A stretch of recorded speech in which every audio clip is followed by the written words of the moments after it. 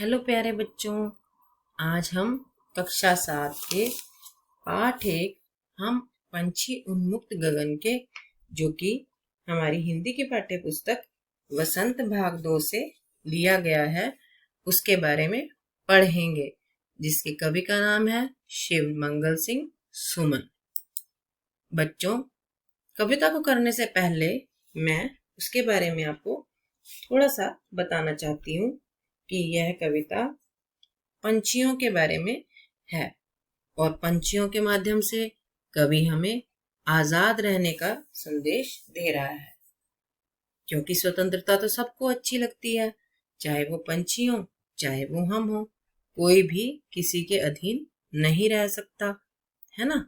तो इसलिए कवि भी पक्षियों की स्वतंत्रता के बारे में बताना चाहता है। पहले हम शब्दार्थ जान लेते हैं। सबसे पहला शब्द है उन्मुक्त। उन्मुक्त का अर्थ है स्वतंत्र। दूसरा शब्द है कटोरी।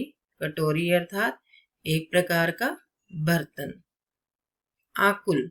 आकुल का अर्थ है व्याकुल या बेचैन। तीलियां। तीलियां अर्थात सलाखें। कटुक। कटुक का अर्थ है कड़वी। कनक। कनक का मतलब है सोना। सोना जिसके आभूषण बनते हैं। अरमान। अरमान अर्थात इच्छा। निबोरी।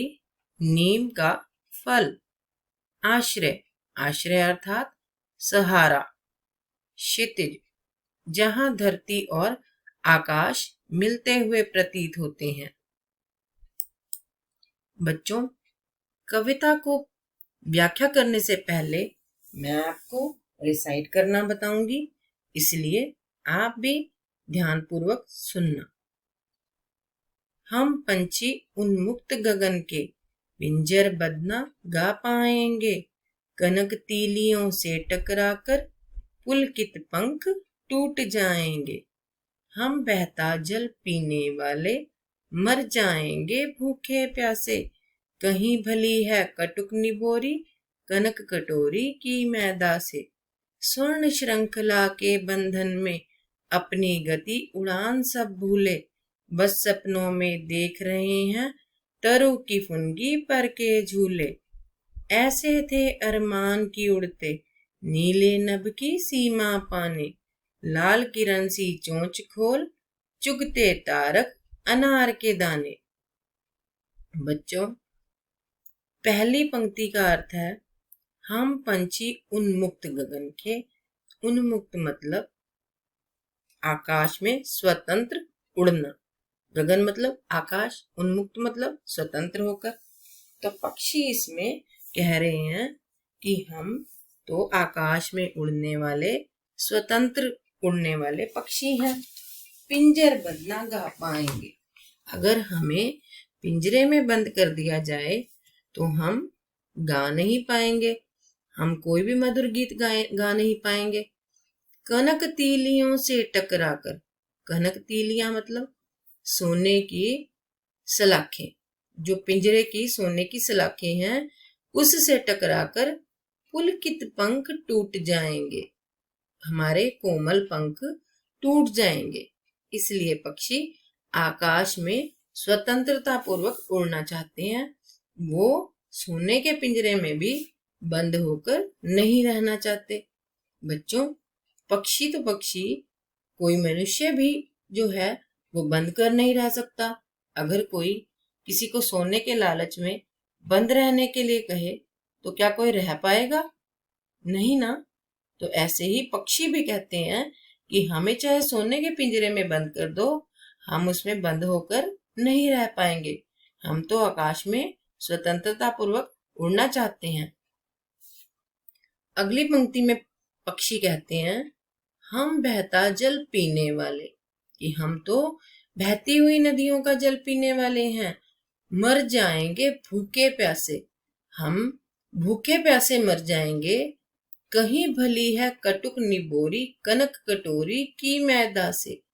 कि वो कहते हैं कि हमें सोने के पिंजरे में कटोरी में जो पानी मिलेगा हम वो नहीं पी सकते, क्योंकि हम तो बहता हुआ जल पीने वाले हैं।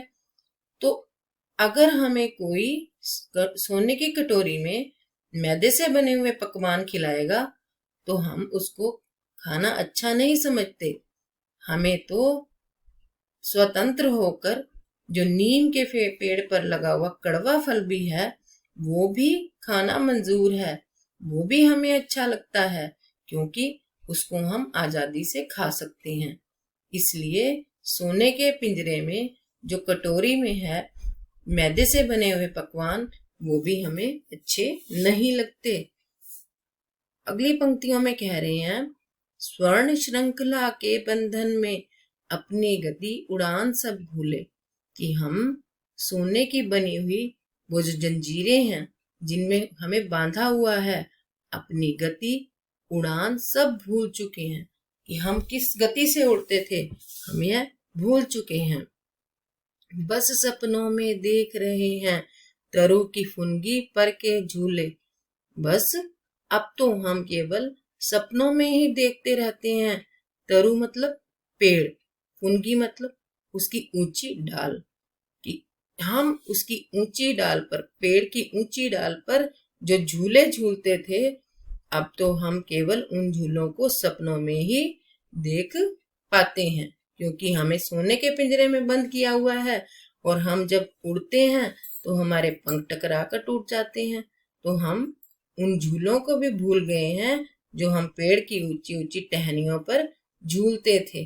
अब तो वो हमें केवल सपनों में ही दिखाई देते हैं। ऐसे थे अरमान की उड़ते नीले नभ की सीमा पाने। वो कहते हैं कि हमारे भी दिल में कुछ अरमान थे। अरमान का मतलब इच्छाएं, कि हमारी भी कुछ इच्छाएं थी कि हम उड़ते और नीले आकाश की जितनी सीमा को हम पा सकते थे उतनी सीमा पाने की कोशिश करते। सीमा मतलब बॉर्डर, एक लिमिट, है ना। तो ऐसे ही पक्षी भी कहते हैं कि हमारी कुछ इच्छाएं थी कि हम आकाश की सीमाओं को पा लेते। लाल किरण सी चोंच खोल। अब यहाँ पर जो कवि है उसने सूर्य की किरणों के लाल रंग से पक्षियों की चोंच की तुलना की है, कि पक्षी की चोंच जो है लाल रंग की है और सूर्य की किरणें भी लाल रंग की हैं। तो वो कहते हैं लाल किरण सी चोंच खोल। जैसे सूर्य की किरणें लाल रंग की होती हैं वैसे ही अपनी लाल चोंच को खोलकर चुगते तारक अनार के दाने। चुगते तारक, तारक मतलब तारे, और अनार के दाने, यहाँ पे अनार के दानों के साथ तारों की तुलना की है, कि हम आसमान में इतनी ऊंचाई तक उड़ते कि अपनी लाल रंग की चोंच से वो तारों को भी अनार के दाने समझकर चुग जाते। ठीक है। अगली पंक्तियों में कवि कहता है, होती सीमाहीन क्षितिज से इन पंखों की होड़ा होड़ी। अब इन पंक्तियों में कवि हमें समझाते हुए कह रहा है कि जो पक्षी हैं वो कहते हैं कि हमारी उड़ने की कोई सीमा ना होती, होती सीमाहीन। सीमाहीन, सीमा मतलब हमारी एक लिमिट, हीन मतलब जिसकी कोई सीमा ही ना हो, है ना। तो हम इतना ऊंचा उड़ते कि हम क्षितिज से, यानी क्षितिज जहां, वह बिंदु जहां पर धरती और आकाश मिलते हुए से लगते हैं, तो हम क्षितिज तक उड़ जाते। हमारी इतनी सीमा, हमको इतनी सीमा तक उड़ते कि हम क्षितिज को भी छू जाते, कि जहां पर धरती और आकाश मिलते हुए प्रतीत होते हैं। इन पंखों की होड़ा होड़ी, और अपनी इन पंखों से हम प्रतिस्पर्धा करते, यानी कि हमारे पंखों की भी होड़ लग जाती कि हम क्षितिज को छूने की, जो क्षितिज की सीमा को छूने की होड़ा होड़ी यानी कि प्रतिस्पर्धा करने लगते। या तो क्षितिज मिलन बन जाता कि इस प्रतिस्पर्धा में या तो हम क्षितिज को पा लेते, अर्थात जिस बिंदु पर जो धरती और आकाश मिलते हुए लगते हैं उस बिंदु को पा लेते, या तनती सांसों की डोरी, या फिर तनती सांसों की डोरी, अर्थात हम मृत्यु को प्राप्त हो जाते। हमारी सांसों की जो डोरी है वो ही टूट जाती। ठीक है। नीड़ न दो चाहे टहनी का।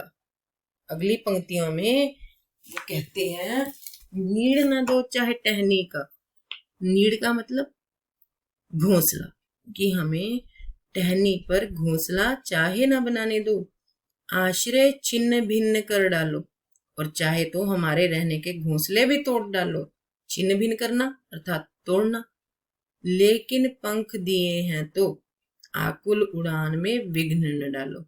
लेकिन हे ईश्वर, अगर हमें आपने पंख दिए हैं तो हमें उड़ने के लिए ऐसे बेचैन मत करो, उसमें किसी भी प्रकार की बाधा ना डालो।